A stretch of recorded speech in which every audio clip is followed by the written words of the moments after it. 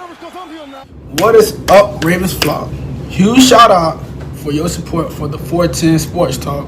James and Glenn are the best in the business. They're killing it right now. They love talking Raven talk.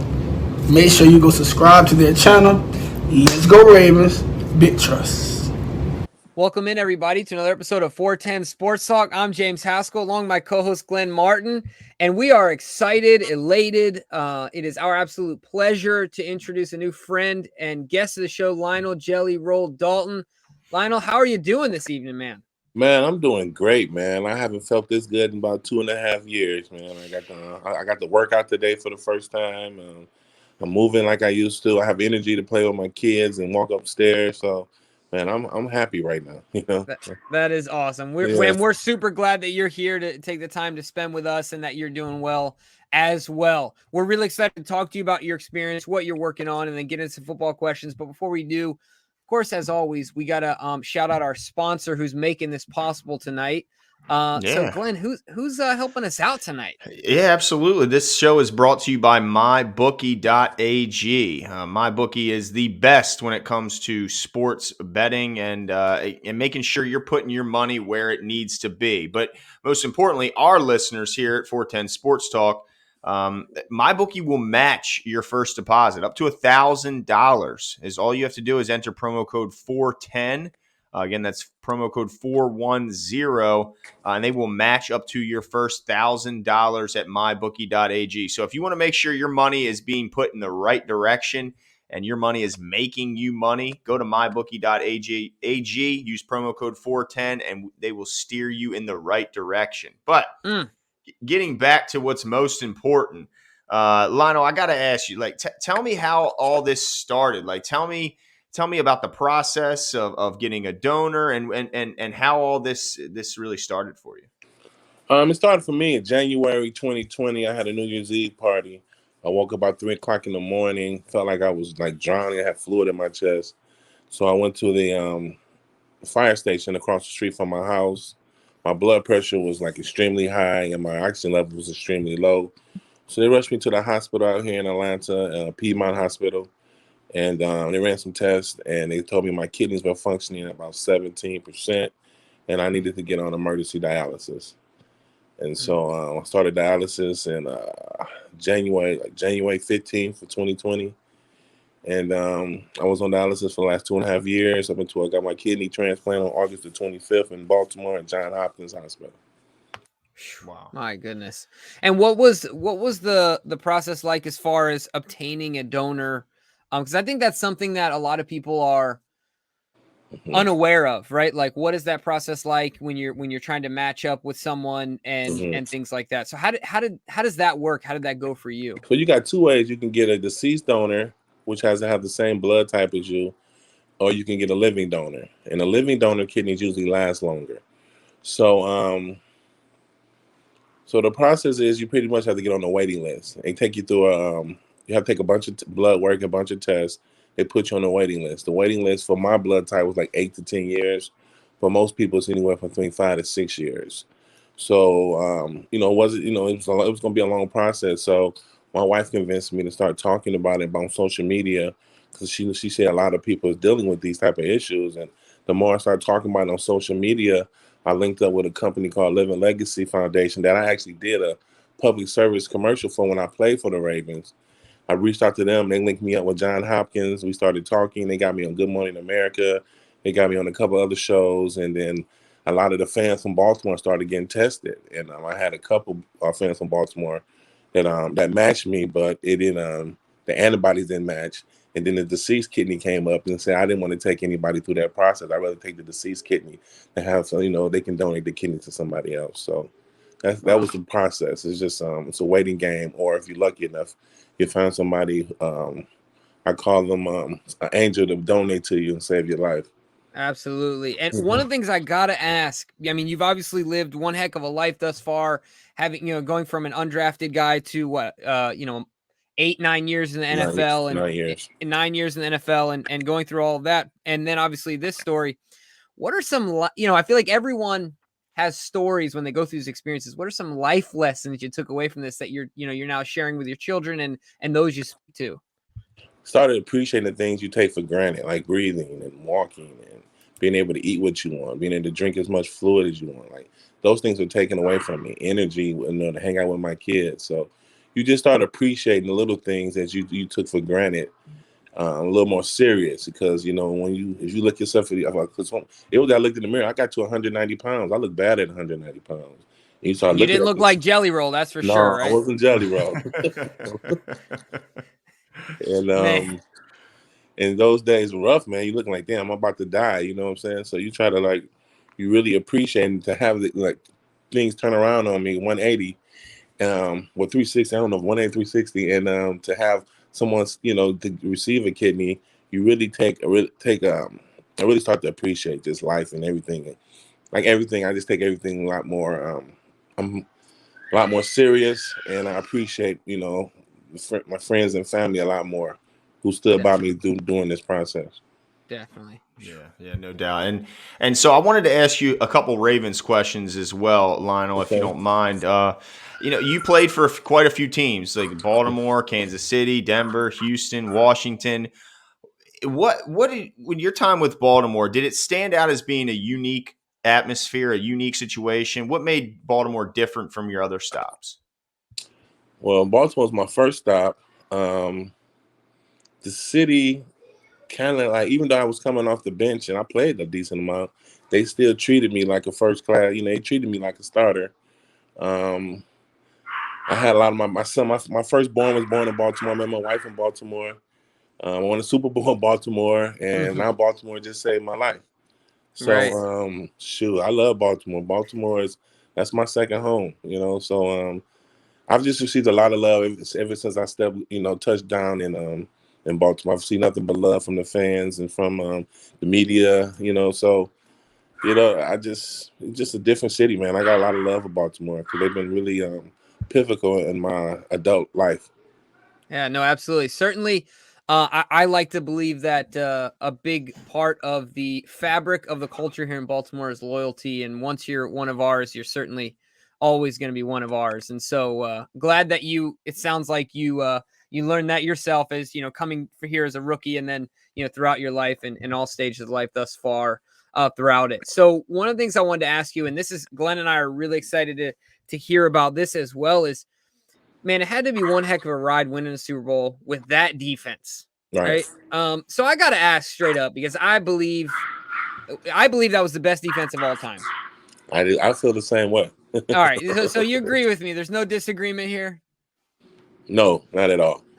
Nice. And What made that the best defense of all time? The fact that all of our backups went other places and started after the Super Bowl. We were just deep on depth. We had a coach on the field, Ray Lewis. We had an intense modifier on the coach on the field as Ray Lewis.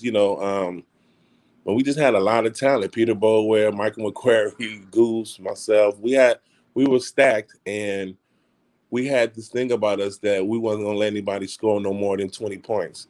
And after we got on a roll, we just, we stuck by it. And I don't know, man. When we just, the intensity. It was a serious intensity when we played. And Ray Lewis was the firecracker that lit that. He was the wick. And so a lot of times we would feed off him because this dude would never get tired. And so you'd be like tired, you look up and this dude ran 100 yards and he back here and I'm breathing hard. This dude acting like he. So, just feeding off of Ray Lewis' intensity was a big part of us winning, and having them on the field, as a captain on the field, a coach on the field really helped us as well. So it's safe to assume then the way that, as he continued to get more popular and popular as a player, the way that the media perceived him is very similar to what you're talking about as a true leader, as a guy that's always leading from the front with his example and then also with his words. Sounds like that was Ray from day one because you got to play with a young Ray. Different than what, I feel like a lot of people saw. Yeah, I got to play with the wild Ray. That's he calmed down a lot after that court case. But I got to play with the Ray. We used to have a lot of fun, man. He used to have parties at his house, and that would be good for camaraderie. He would do things like that for the defense, and we were a tight group. We were tight. A lot of us still talk today. They all came to see me in the hospital. I didn't even expect that. So yeah, man, we were a tight bunch, and I still talk to at least 75% of the defensive players that I played with on Wow. That's that team. awesome. That's a Now, true I have to ask brotherhood you right really there. quickly.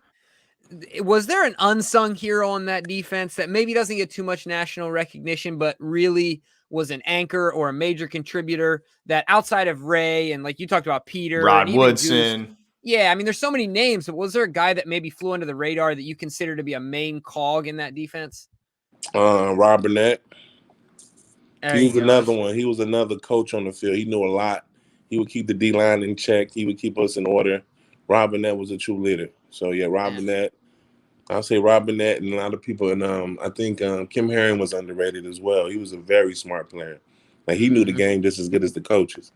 So yeah, between Kim Herring and Rob Burnett, I think those guys were the two starters who I don't think got the recognition they deserve.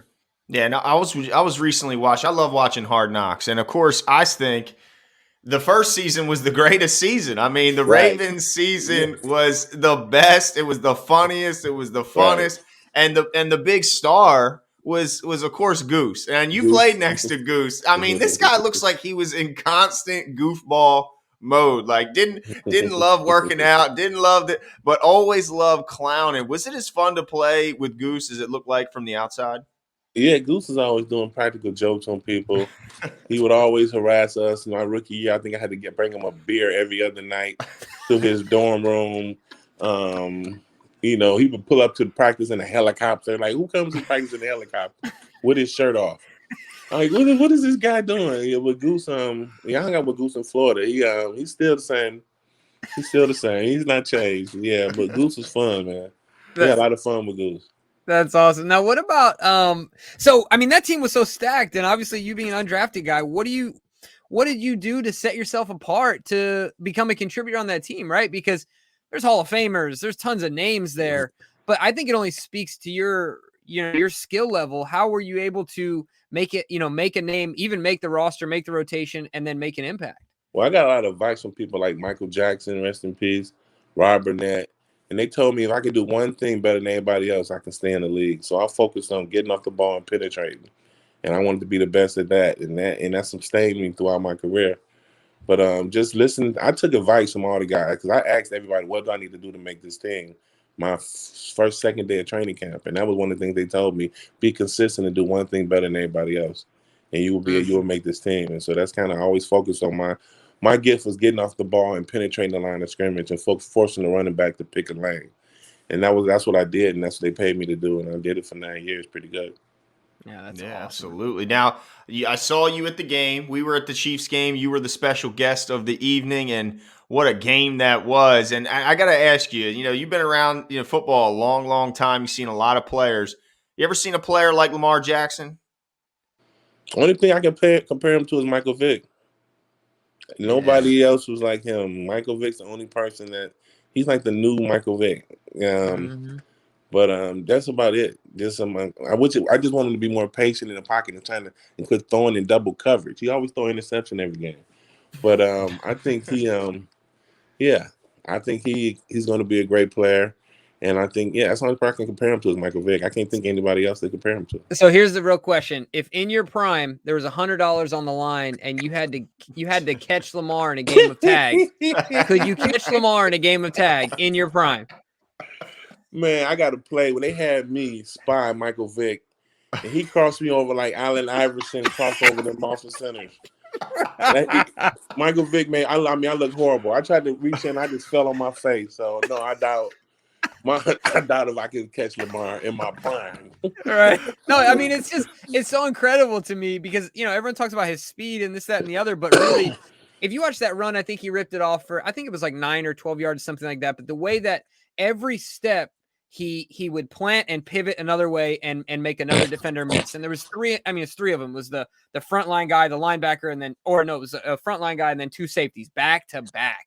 And it's like, man, the shiftiness that this guy has is just it's just another level to me. It's just incredible. Yeah, worst guy ever to play in tag, right? I would never want to play. I want him on my team. I would never want to chase him. That's now, awesome. Talking about the defensive side of the ball, The biggest issue that Ravens fans have been complaining about is the tackling effort that we've seen from these defenders. So, I got to ask you've played in this league a long, long time. How can a team improve on tackling in season, especially when you consider these new rules that really limit the amount of padded practices and hitting you can do in practice? Man, that's a tough one, because especially they can't use their helmets either. See, we were taught to put our helmets in between the numbers. So if I aim in the middle, even if I don't hit him there, I'm gonna be somewhere close to tackle him. These guys got to hit with their shoulder pads. So that's extremely hard, man. I don't know how. The only thing I can think of is everybody just pick it up another level and swarm to the ball, run fake. Everybody make sure they're around the ball. But that's mental reps. I don't know, man. I don't know how, because they limiting practice and they have to tackle totally different than we were taught. So that's a good question, man. How do they do that? Do you think it's ever because one of the things that frustrates me, once again, being a guy who's just watching the game, sometimes I feel like it's an effort thing. Do you ever feel like, look, at the end of the day, just do the job, right? Do you ever watch guys and you're like, man, if he would just tried a little harder, he made that tackle, but he didn't want to end up on ESPN. He don't want to end up getting like truck sticked or something like that. Because sometimes I feel like that comes into my mind, right? Do you think that players ever have that thought, like, man, I'm not trying to be on top 10 tonight? Maybe the little guys, the defensive tackles, we don't think like that. Yeah, fair enough. Run us over. But maybe the cornerback, and you got to tackle that. What's the big guy from Tennessee? And Derrick Henry. I would not want to tackle him if I'm 150-pound corner. Maybe a corner would think like that, but not the defensive tackles and linebackers. No. Fair enough. Now, I got to ask you about our line up front and the young guy Justin Metabike. He made some big. Is that the guy that won the Kansas City Chiefs game? Made that tackle? That was Udafe. That was Udafe Owe. Okay. I'm still learning. Yeah, no, for sure. But Metabike also had a big play on the running back. Number 92. He met him, right? Yeah, number 92. He met him right when he got. Oh, yeah, I remember that one. Yeah, he's the interior guy. What were your thoughts on him and really the defensive line based on what you've seen so far on this Ravens team? I mean, it seemed like when they need to step up, they step up and play big. I would just like to see them. See, the thing is, they teach them so differently now, but I would just like to see those guys running to the ball more, because that's where the big plays come from. When a defensive tackle run across field and hit a running back in the side, that's where the big plays come from, because they can't handle that pressure. So I would like to see the big guys running, swarming, and getting to the ball faster. But it's hard to chuck that 350 pounds for 4 quarters. Right. Now, when you look back on your career, is there? I mean, I guess the Super Bowl would be the one that jumps out. But is there a hit, a moment, a play that jumps out like, man, that was my favorite. That was the moment I'm most proud of, or moment I had the most fun? Well, Baltimore. It was my first game in the NFL, and Barry Sanders' last game. I'm from Detroit, and I busted the line. I made Barry Sanders fumble in the end zone, and Goose jumped on the ball. Me being from Detroit, growing up loving Barry Sanders, that was like the highlight of my career. I still watch that. Me and Marvin called me when I was in the hospital, and he reminded me of that play too. That was a big play for me, because I remember spending my whole check on tickets for my family, and I got to hit Barry Sanders, my childhood idol, and make him fumble. And I think he left the game. That was his last fumble of his career too, I think. So to be able to do something like that to somebody you idolize, that stands out to me. Oh my gosh, I can't imagine. I mean, that's incredible. What a play. Mm-hmm. And then you brought him up. I want to really quickly ask you about him. Udafe Owe, of course, won that game for the Ravens essentially with getting that strip sack. A lot of people criticized, myself included, that pick when the Ravens took him in the first round this year, because his last year at Penn State, he had no sacks. What's your take on the limited time you've seen him playing? What's your take on him? Every time I hear his name, he's making a big play. So I don't have a problem with him. But he was a first rounder this year too, huh?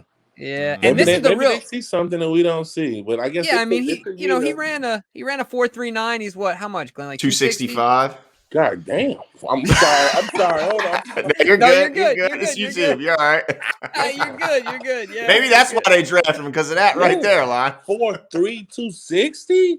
Yeah. Ooh. Yeah. 6'5", 265. Ran a 4.3. These kids are freaks of nature now. 4'3". That's all the corners were Yeah. running when I was coming out. I think Dwayne Starks ran a 4.3.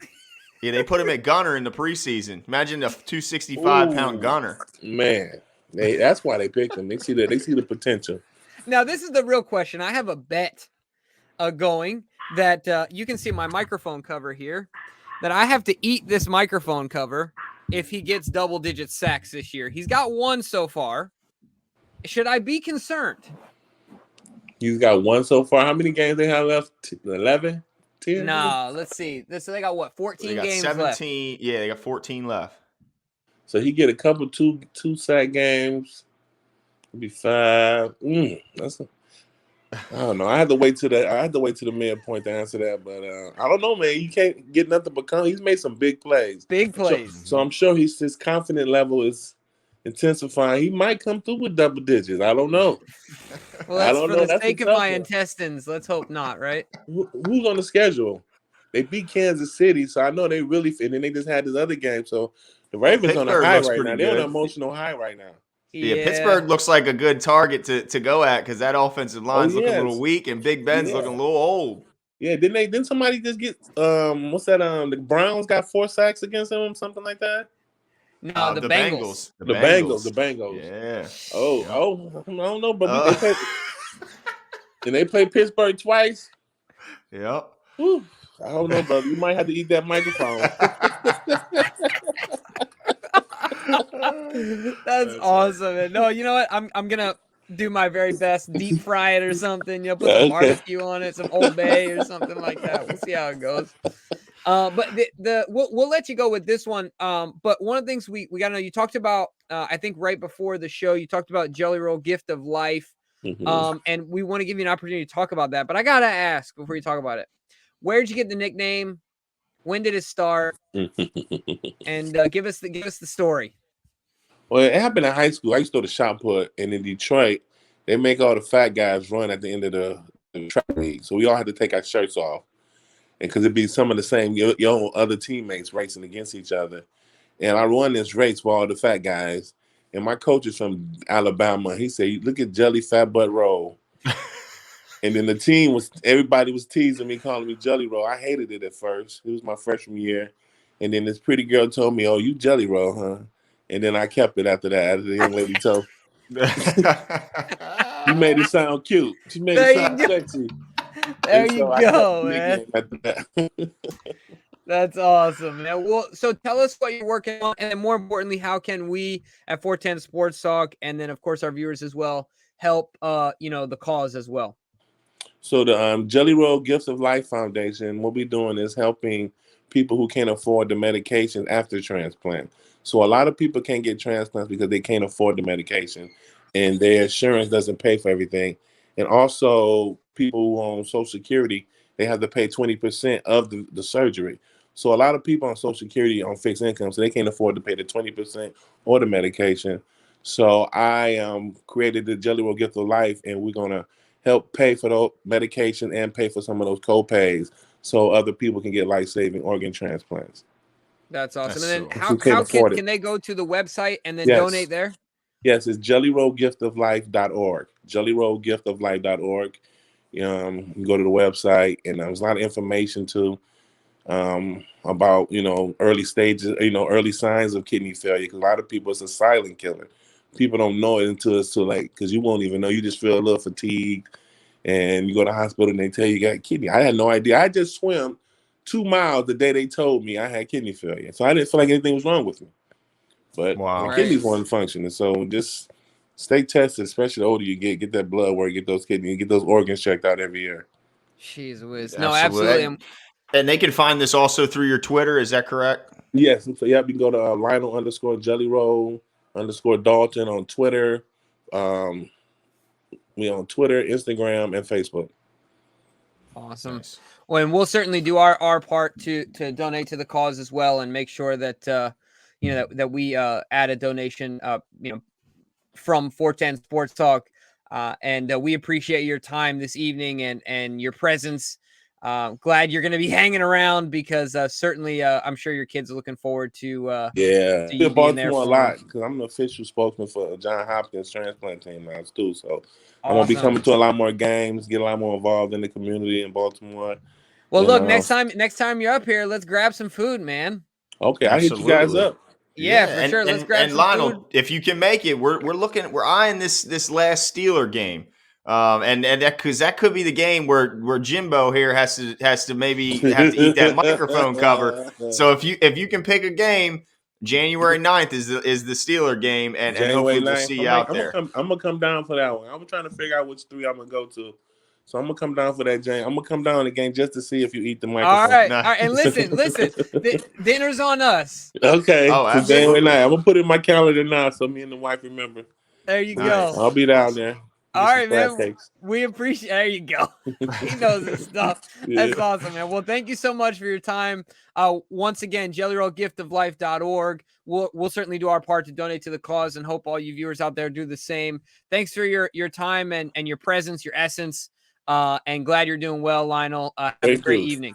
Thank you, guys. Appreciate you Yep. appreciate you having me. Absolutely. Absolutely. Thanks, Lionel.